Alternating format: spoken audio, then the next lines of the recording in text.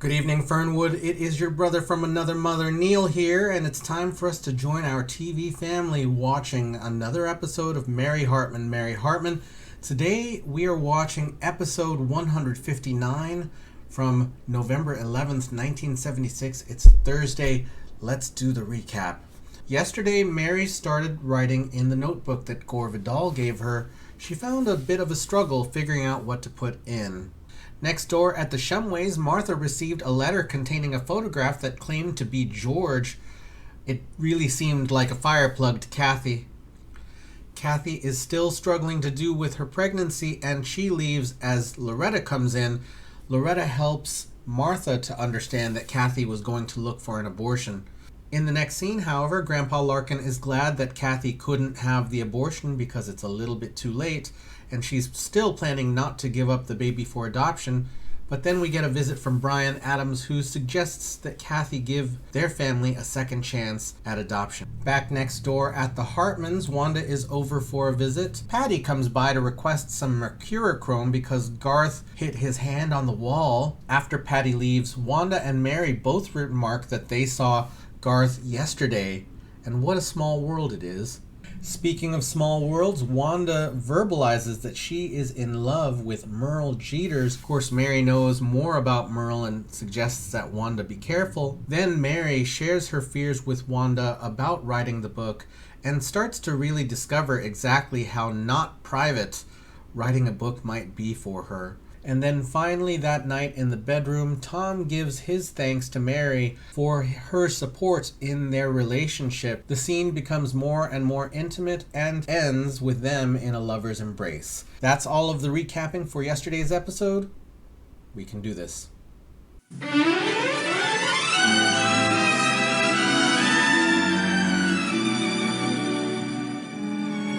Hartman! Mary Hartman! I have become a sex object. The only use my husband seems to have for me is in bed. This is emotionally upsetting to me, although I must say flattering. Although I must say very flattering. I must be honest, because when Gore gave me this journal and told me to write in it, he also told me to be honest, so it's the least I can do for him. Oh, Gore, where are you now? My husband and I had sex twice last night. Actually, it was 2.5 times. 2 for him, and...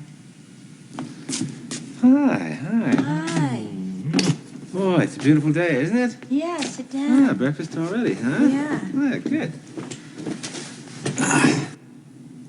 So I will be honest about how it feels to be a sex object. I don't know how it feels. I guess after you've been a sex object for a long time, you know how it feels. But this is the first time in my whole life I've been a sex object, and I honestly don't know how it feels yet. I enjoy the sex. That's honest. Tom and I have had more sex than we used to have, and I enjoy it. And I guess he enjoys it too, or else he wouldn't do it. Certainly not that much. But then he just turns over and goes to sleep, which leads me to believe that he's only interested in me as a sex object. I will admit, however, it is exhausting. And of course, spending so much time having sex and still trying to get in a good 8 hours of sleep a night does leave less time for talking. But even so, what I mean is, a person likes to be liked for her mind too. Otherwise, is she just a sex object? Really, Brian, why did you agree to meet that girl in this depressing place? Red, wherever I look. Cool it, Christina. I asked her to come to the house, but she said she'd feel more at home here. I'm sure she would. Martini, Thank you. mud in your eye.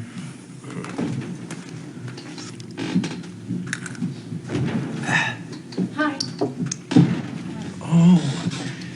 Hello, Kathy. Do sit down, my dear, and tell us your reason for inviting us to this charming what? What? Not what. What? Sit down, Catherine. Well, my dear, what is it you want to tell us? The suspense is unbearable. Oh, well, you see, I've been thinking about your proposition. Proposition? Yeah, you know, the one about me living at your house until the baby's born. Oh, that. Well, I'll do it on one condition. Oh? That I get half the money now. Oh, well, that sounds fair enough. Brian, please. Kathy, our offer, or as you refer to it as our proposition, has been withdrawn. You don't want to have my baby? Well, there's a little more to it than that, my dear. Like what? Well, for one thing, we have decided to alter the amount of money involved. I won't take a penny less than 20,000. Oh, no. We were thinking about considerably more. More? Yes. See, the whole nature of the offer has changed, which is what I would explain to you if you could refrain from interrupting. I'm sorry. It's all right. Naturally, since we are investing more money in the transaction, we feel we are entitled to a little more in return. You're getting my baby. What more do you want? We are prepared to double the price if we can get double in return. Double in return? I don't know what you mean. You want 2 babies? How clever of him. Clever. Yes, 2 babies. Unfortunately, or fortunately as the case may be, we may never know who the father of the first child is. But we will know who sires your second child. Who? Brian. Hi. Oh, I've got a heck of a hot flash. I'm just trying to put an end here to my dusting. Did you say a hot flash? Aren't you a little young to have a hot flash? Mary, it's not that kind of a hot flash. It's, you know, the news excitement kind of hot flash. I just got a call from Barnesville from someone with the most exciting news, and you'll never guess. 3 guesses. Lawrence Welk? No, Mary, it's they made a comeback. It's somebody with comeback. Oh, a comeback? Yeah. Golda Meir? She made a comeback. No. Someone even more exciting than that. Jody Troxell. Who? He's on his way back to Fernwood right now. He just, you know. Who's Jody Troxell? You don't know who Jody Troxell is, Mary? No, I'm sorry, I don't. Of course, I mean, I've been, you know, in the hospital for quite a while. Unless he was on a game show. Mary, he just so happens to be probably the most important homegrown person from Ohio, except, you know, for Tim Conway and President Taft. President who? Mary, he is the superstar drag car racer. Oh! Well, why didn't you say so? Oh, Mary, you just cracked me up, hon. You don't know about these things.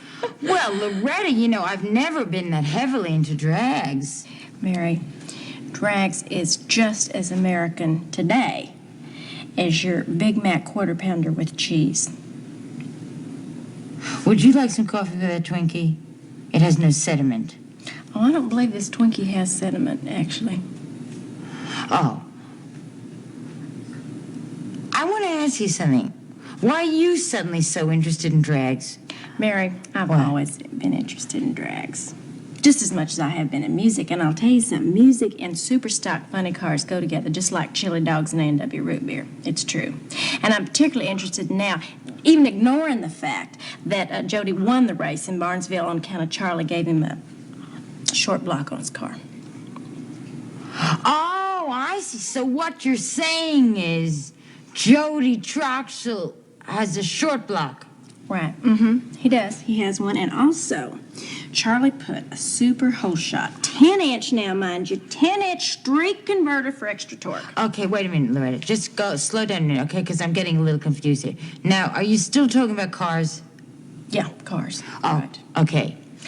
I'll tell you, Mary, that Jody is a sweetheart. You know, he's been very down on his luck lately and everything. And, well, Charlie and I just pleased as punch to help him. And Charlie's just going to help him slide right back up to the pole of fame and success. How old? Oh, he's just a kid. You know, he's just like a child, practically, son or something to Charlie and me. How old? 23. Well, he's not like a son to you. You're 23.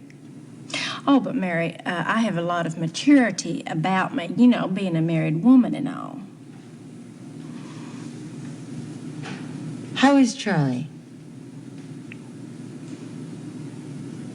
You mean is, in our... Not too good, Mary. Not too good. We have tried everything. We have tried hypnosis. We tried Dr. Medwick's mirror trick. Whew. Charlie really froze up on that one, I'll tell you. He told me, he said, Loretta, I feel like the star of a porno flick. Of course, and I'll tell you, I didn't feel like any Doris Day myself, you know. See, that's amazing to me because it worked so well for me and Tom. You know what he said to me yesterday? He asked me if I would put mirrors all over the ceiling in the bedroom. And I've been thinking about it, and I just can't stop thinking about the dangers of falling glass. Really? Yeah. See, the doctor said that there is nothing physically wrong with Charlie, which leads us both to believe that it is all in his sweet little bald head. Well, it usually is. Could it have been possible that the mirror was at the wrong angle? It's all because Charlie and I cannot do what we was born to do together. You know what? I bet you Elizabeth Taylor and Richard Burton never did it as sweet and precious and good as Charlie and I do. Or did. Oh, that's so nice. Loretta, could I write that down in my journal? Because I know Gore would love that.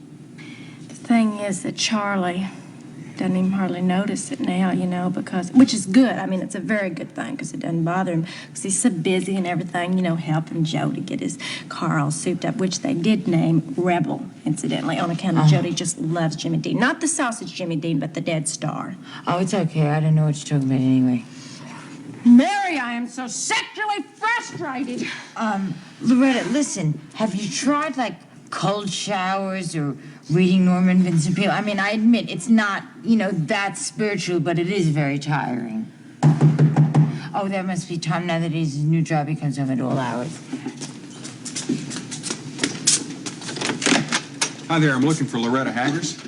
I would swear that you were Jimmy Dean if I didn't know that he was already dead. You must be Mary Hartman. Jody. You're Jody? That's amazing! Do you know that Loretta was just raving about you? You look so much like Jimmy Dean. I won. I won. I'm so proud of you. I won. Fabulous. Oh, What did he win? Oh, I won the race. Thanks to Charlie and Loretta, my super turbo high performance parts. Which means I posted first place in the preliminary test trials for the Ohio 500 next week. Hon, I knew that you could do it, and you didn't give up. You're going to win. I just know you're going to win. That's it. Would you like some coffee? No sediment? Yeah, except I got to go back on account. You see, he's doing the Tobin Art method to recondition my rods. It was nice meeting you, Miss Hartman. Bye. See you later, honey. All right. Bye.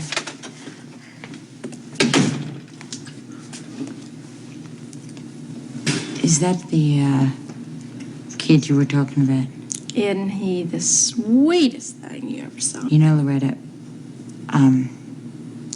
the people who make N Dust really ought to make a new spray called N Trouble.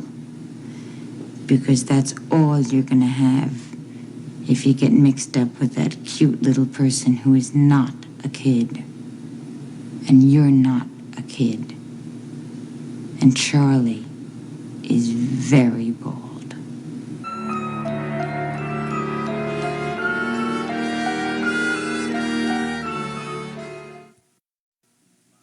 I've been doing a lot of thinking about what you told me, you know, about me going into politics and everything, but I don't think I can do that one. I really don't think I can follow through with your plans on that You one. don't know what you're saying. You're a natural. Well, you have what politicians would give up their campaign bribes for. Charisma, Merle.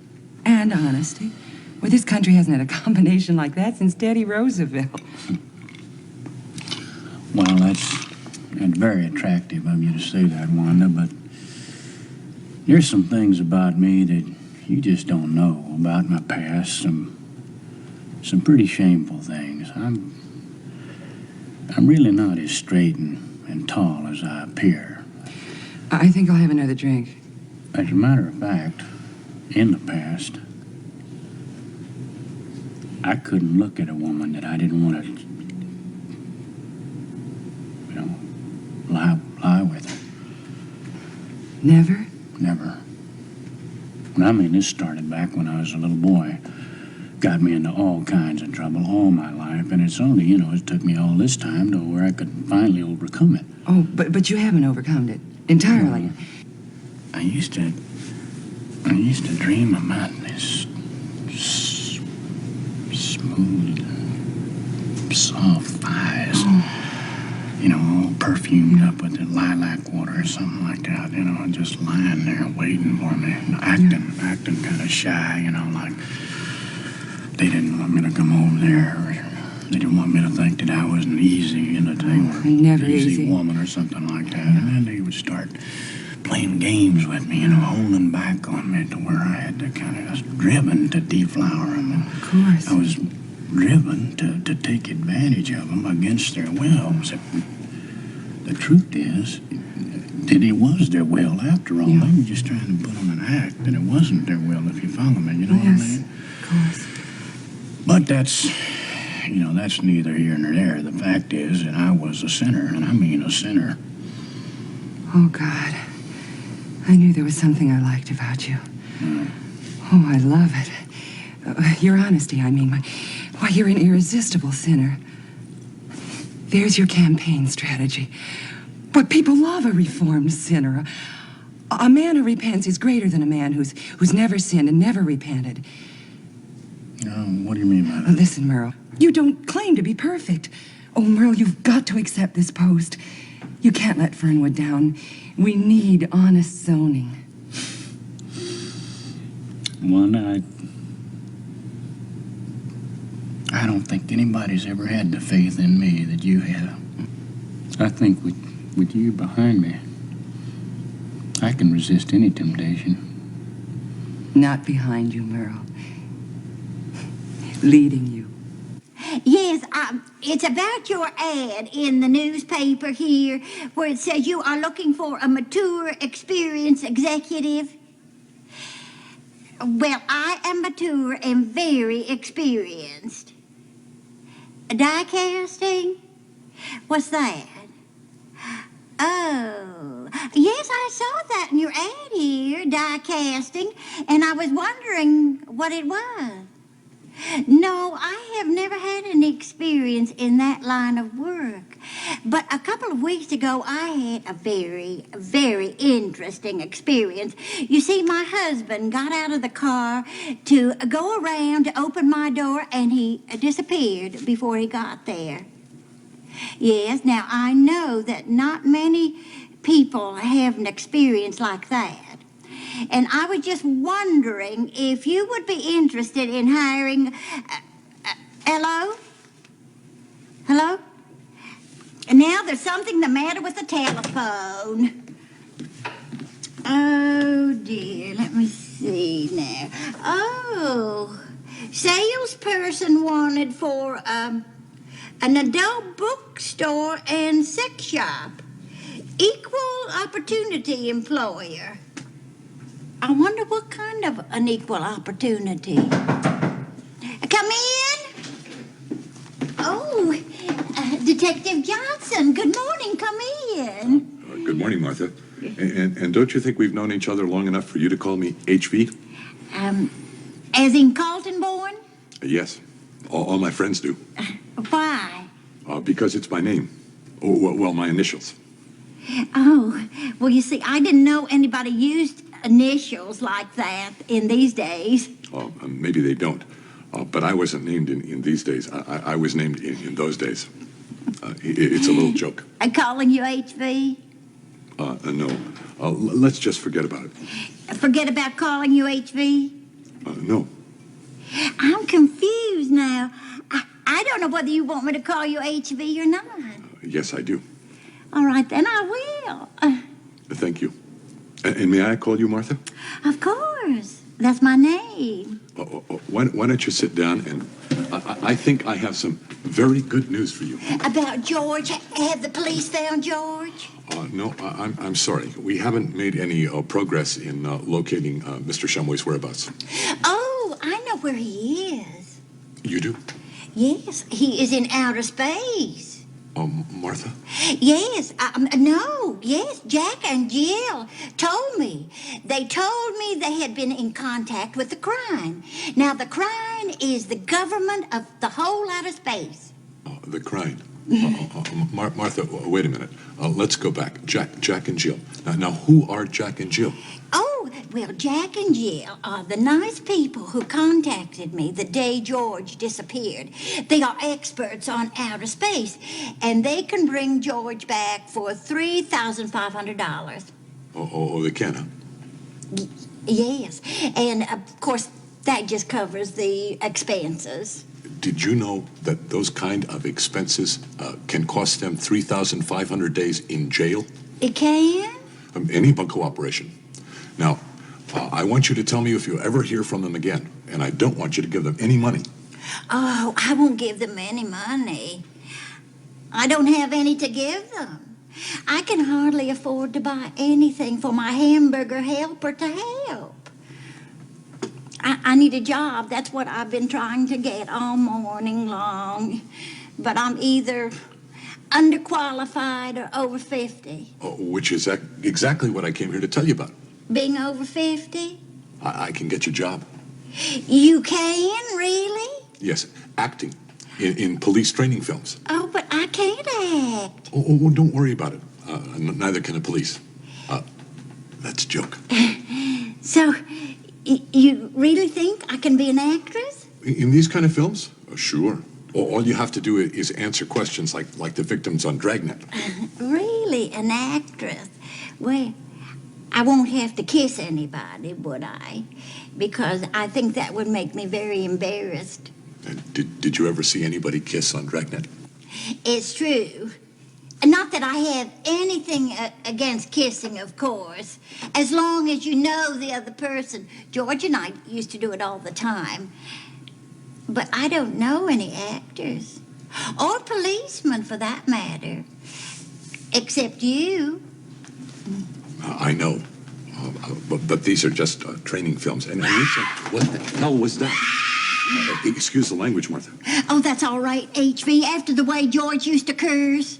I think I heard a scream. It sounded like it came from down the block. Yes, I think that's where the Gimbles live. They moved in after that gay family moved out and after Coach Fetters took pills and alcohol and drowned it in a bowl of Mary's chicken soup. I swear, what is this neighborhood coming to? I think I better look into this. Maybe I better come with you. I haven't had a chance to welcome the Gimbles yet. Maybe I should take them a cake.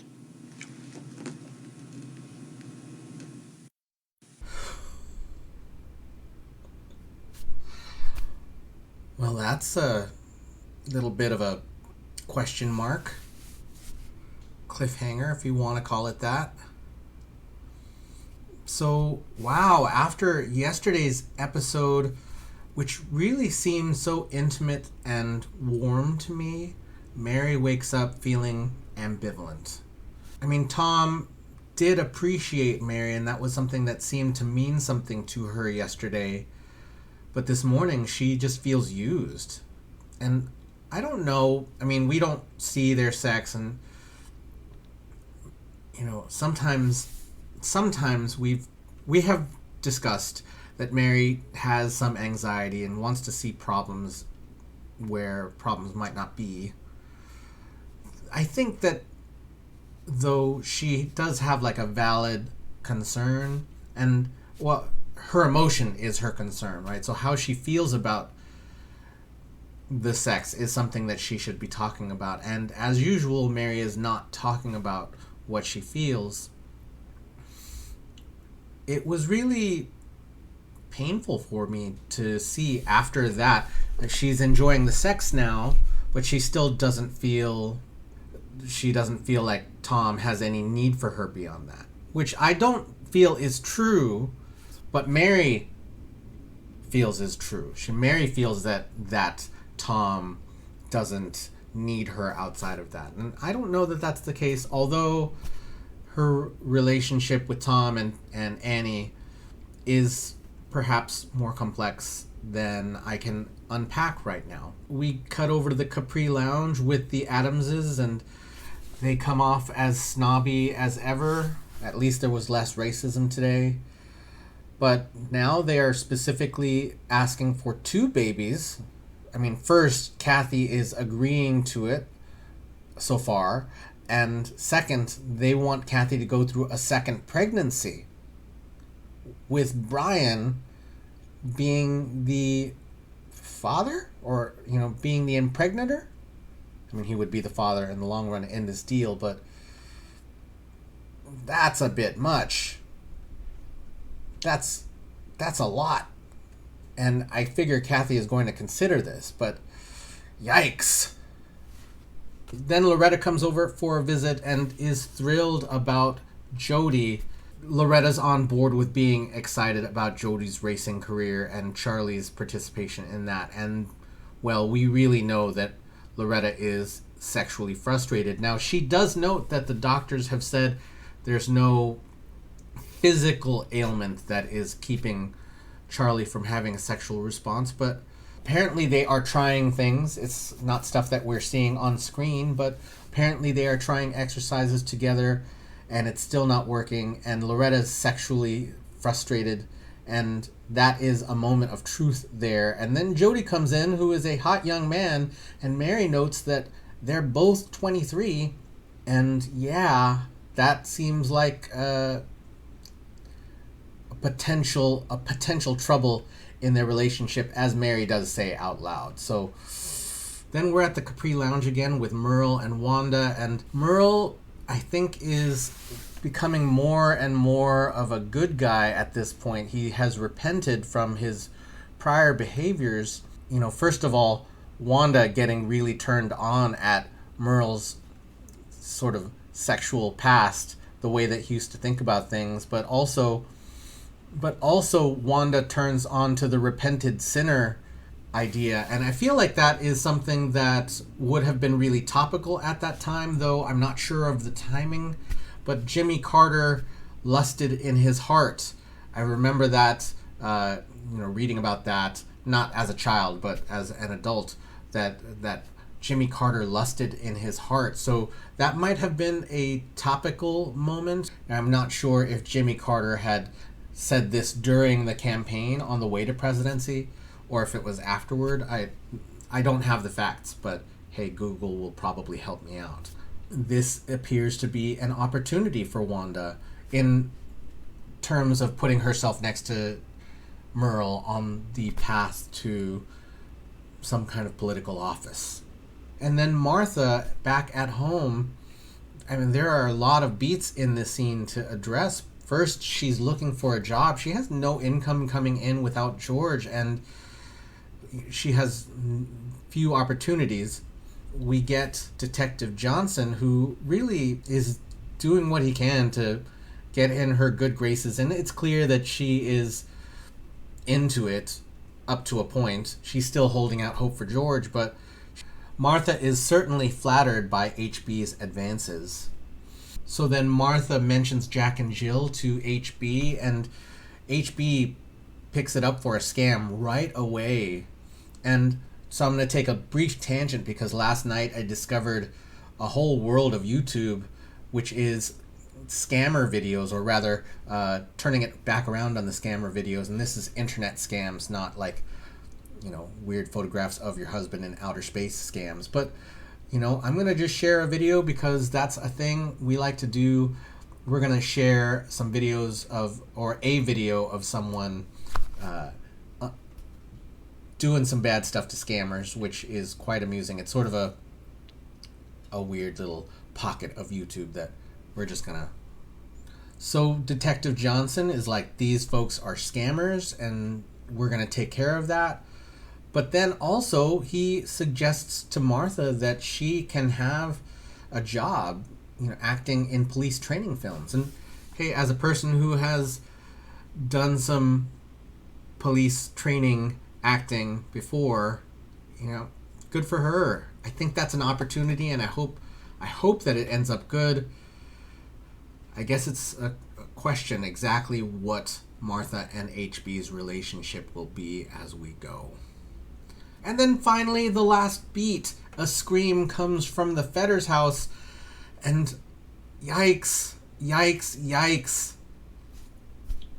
We have a feeling what that might be, and HB and Martha are both heading over, gun drawn. Thank you so much for being here as part of our TV family. Thank you for sharing your comments down below, because hey, when you talk about what you're seeing in the show, sometimes you get more out of it, and even more when you listen to what other people say. Thank you again for watching. Thank you for doing what you do, and we will see you tomorrow night in Fernwood.